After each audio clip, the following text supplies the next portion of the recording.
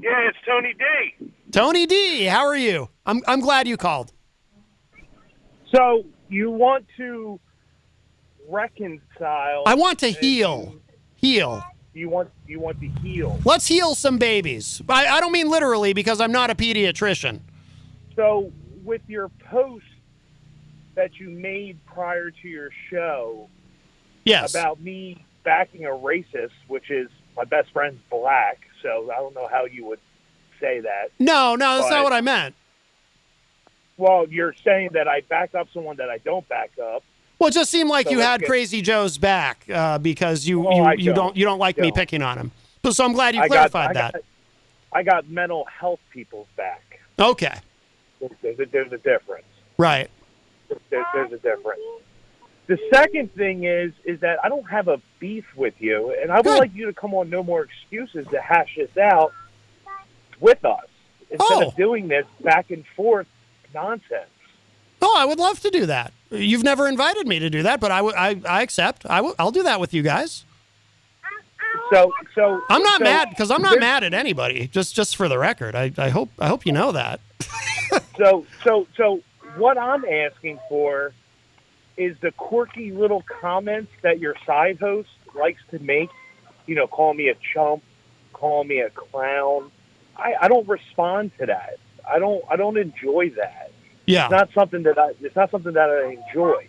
Do you want me to do that? Is that where we want to go with this, or do we want to be mature individuals and just say, hey, you know, it is what it is, and let bygones be bygones and move forward with it? I don't call you any name under the sun other than that I respected you, and your show took a turn after Trump got out of office, and it went completely downhill, and I lost interest in it because I was getting educational facts from you and learning from you and stating to you that I was learning from you and enjoyed hearing your politics until you started dogging other podcasts. For what reason? You're talking about a company that you work for dogging people who don't work for a company. I understand you like controversy. I understand you like drama. It's proven, Matt. It's what you are, and you enjoy it very much. But I'm not one that's to dig into this and bash someone on what they are, who they are, their mental illness. Your significant other sent me a message in my inbox trying to be like my wife and tell me what I need to do. Why couldn't you send me that message and tell me this? Why does she have to send me a message? I thought we had a rapport that we could talk like men one-on-one instead of your significant other sending me a message. All I right. don't need her in my inbox. Tony, you've talked for a long time, and there's a lot there to respond to. I don't know if I can even remember what you crammed into the last couple of minutes, but let's start with the most recent thing first. Jenny and I are two separate people. We're partners. We're in a relationship, but we don't speak for each other. I don't have anything to do with what she sends you. She was feeling a certain type of way. You know, she thinks of Christian's like a son. He lives with us, and she's kind of the mom, and so she's very protective of him. And she felt like you guys were picking on him, so she spoke up about it. But that's it. I don't control. I don't have anything to do with what. It's not like she ran it by me first. I don't. That's her talking to you. So that's between the two of you. When it affects the relationship between two people that I thought were on a professional based level, Mm-hmm. and it turns into her calling someone a T-word and an effing liar without a reason. I mean, come on. I had your back with the whole Stacey Lawton thing. I had your back. I told you I had your back. Yeah. Now all of a sudden you got Stacey Lawton calling your show back up, which I find humorous after that whole scandal, how big you blew that up out of proportion for what, a ratings? I don't remember blowing anything out of proportion. I just, you know. You want the screenshots of me being asked to call the Senate or whatever that was to make a formal complaint against them? Yeah, she reached out to us and she apologized for everything, and we've and Bobby Champagne, and we've reconciled. Nobody here is mad at anybody. I believe in it's like I said before. I believe in giving people second chances, and if somebody reaches out, and I'm not one to carry a lot of grudges, dude. I'm not. We're not mad at Stacy. She reached out to us recently. She was very nice. She says she understands the mistakes she made. She asked if we could kind of hit the reset button on all that and be friends. And Jenny and I discussed it, and we said yes. And that was it. My confusion lays with what has happened to your show. What has happened to the politics of the Matt Connarton that I fell in love with compared to the Matt Connarton that I just nothing? What happened to the politics? I've spent, what have I been doing today? I mean, I haven't listened in that much today. I listened in. That's too bad. I listened in to you with a post. Been a lot wearing of politics. My T-shirt, which I appreciate much for a successful show. And I just want to know what has happened since February that the show has gone from the awesome politics that I was learning from someone to degrading people and turning it into a mosh pit. Who am I degrading? You just brought up the Tom Goley thing. You just brought up the Jesse P.S. thing. You got beef with you and Brian. I don't know what you two have against each other. That's between you two. I don't have anything. I don't have anything against Brian. You got Brian. problems with that guy Chris from Canada. You got problems. I don't have a problem with anybody. There's other people who have problems with me. Tom Gully got mad at me about Jesse P.S. That's Tom's mad at me. I'm not mad at Tom. I'm not mad at anybody. I live in a world full. I don't even want to see. I have respect for the industry. I don't even want to do this right now on the air because I want you to do your show and I want you to do your politics. I want you to do your politics. That's what I've been doing. That's what I've been doing today. I don't have beef with anybody, but I live in a world full of people who take every little thing so unbelievably personally. I'm going to stick up for the mentally challenged. It doesn't mean that I gotta like the person who's mentally challenged. Doesn't mean I gotta like them, but you know that person's mentally challenged. I don't know that, but here's the thing. Tony. You had a therapist on the phone. Tony, that wasn't really his therapist, and I'll tell you how I know that, because she shows up in one of these many videos that Crazy Joe has posted where he defames me, defames Jenny, calls her all these anti-Semitic words, everything, all this bigotry. In one of those videos, guess who shows up? Guess who's hanging out at his apartment watching TV? Marilyn, his alleged therapist. She's not his therapist. She's somebody who hangs out with him. Maybe it's his girlfriend. I don't know. I can't imagine him sustaining any kind of a relationship, but that wasn't really his therapist, dude. Let me respond to the other thing about what you're saying. I will not, just because I don't know if he's actually mentally ill, if he's been diagnosed with anything or not.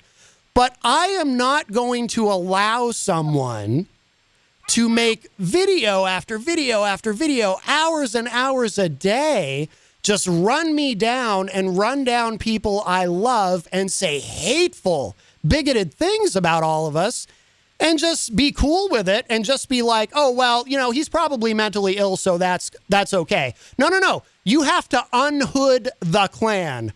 Crazy Joe is racist. He is a segregationist. He has one video where he talks about the evils of interracial marriage. Hate has to be confronted, Tony. And I confronted it with humor, and I ridiculed him, and I satirized him. But hate has to be confronted. He is hateful, and it has to be confronted. I'm not going to look the other way. If I were Tony, let me ask you a hypothetical. You've talked a lot. Let me just ask you this. So if I were out on the street and somebody like Crazy Joe, who you suspect might be mentally ill, if he walked up to me and started punching me, am I allowed to defend myself, or do I have to let him beat me? No, really? Are you sure? Because it sounds like I should probably let him beat me to death. After all, he's mentally ill, right? What if he started punching me and was blurting out anti-Semitic things about Jenny while he's doing? Oh, well, am I allowed to defend myself, or do I have to let it go on because, well, he's mentally ill? so I'm not allowed to do anything. Is that your position?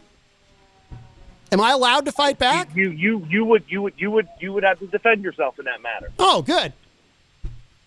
You would have to defend yourself in that matter. Mm-hmm. But what I'm saying is that this guy is a little mentally screwed. And don't tell me you don't, because everyone sees it. Everyone sees it. He attacked my family when I was live on the air in my chat room. Mm-hmm. Said some very derogatory things about my daughter. But instead of going on the fence and saying, you know what, I'm going to be Captain Hero today, and I'm going to curse this guy out and make all these videos, I left it alone because I was just like, the dude's screwed in the head. What am I gaining from this? Come back to me, Tony. Come back to me with that when you go on his page and he's making video after video after video after video after video, trashing you, saying hateful things about you and your family. You opened that door by giving him your phone number. Yeah, before he turned on me, yes, I gave him my phone number. You opened That's my that fault? door by allowing him in. You're the only one to blame is yourself. I didn't know he was a racist when I did that. I wouldn't have had anything to do with him if I But you did. knew he was a little loose in the head. Lots of people are a little loose in the head. Dude, I come from the music industry. I've met a lot of people who are loose in the head. You heard all the sexual remarks he made towards Jenny on the air while in front of you during the show prior to all this. You heard what he used to say about your masculine arms and all that. You knew he was a little loose. Yeah, of course. He was joking around. He was flirting. That's fine. And then you give the guy your phone number and allow him into your personal life, which I didn't allow him. That's your own fault, dude. I didn't allow him into my personal life. How did I do that? By giving him your phone number and having personal conversations off the air, that's personal life. Well, we were having professional conversations off the air because he wanted to do a show. This was before I knew he was a racist and a misogynist and what else, and a homophobe and all of this. If I had heard him use any of the language he started using after our falling out, do you honestly think I would have had anything to do with this guy? The first time Jenny and I heard him using the N-word in one of his videos, she and I looked at each other shocked. We didn't expect him to go that far. Well, how about the homophobic slurs that were thrown out on Wednesday night show that you were a part of? Should we play that back? What do you mean? The F word, the HOMO word that were on there on. I didn't say Wednesday any of night. that. I didn't say any of that. I don't use those words. You were sitting in there while it was being thrown out. On the Charles Richardson show, somebody else used those words, right? I didn't. I don't use those words. But you sat in on that show while those words were being thrown out.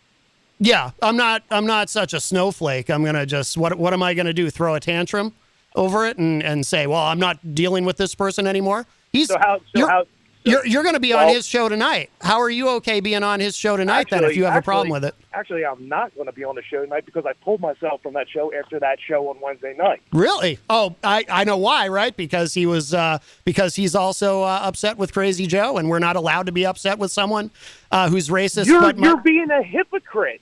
How?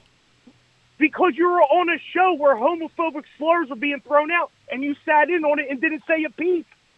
Yeah, that's true. I didn't really say anything. Well, I don't think he was using them. Again, you didn't say a peep. Yeah, I think you sat there and allowed those homophobic slurs to be thrown out there. Would you like the recording? I don't need it. I don't need the recording. It's online. Well, people can make their own judgment. I don't use those words. I'm not gonna.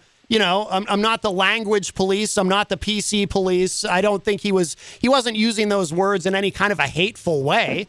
Context and intent do matter. Okay. Using those words aren't hateful at all. Gotcha. Not in the context that he was. That doesn't mean I agree with it, but in the context... Using a middle finger to shove up someone else's ass? Well, Tony, I got to hit the dump on that, dude. You can't talk about that on here. This is FM. Well, you could talk about it on other shows. Yeah, on other shows that aren't on FM radio, you're correct. Yes. That is your name plastered all over it. Okay. The Charles and then you stated that when Crazy Joe called your show that you did not give anyone's phone number to anyone, but at the beginning of the interview with that Dirk Don, you clearly stated, "Yeah, I gave the number to Christian." Would you like to hear that one too? Oh, I think I remember the comment. I was kidding when I said that. Well, you said it. And that was out there. Well, that fine. That was a joke, but it's actually on Crazy Joe's Facebook page, by the way. That's not a real number. All right. Well, it's. I didn't give it to anybody. Just so you know. So. Well. So, okay. Well. I invite you to no more excuses to hash this out. So. Yeah, I'll do that. I would have. You and Brian, me and you.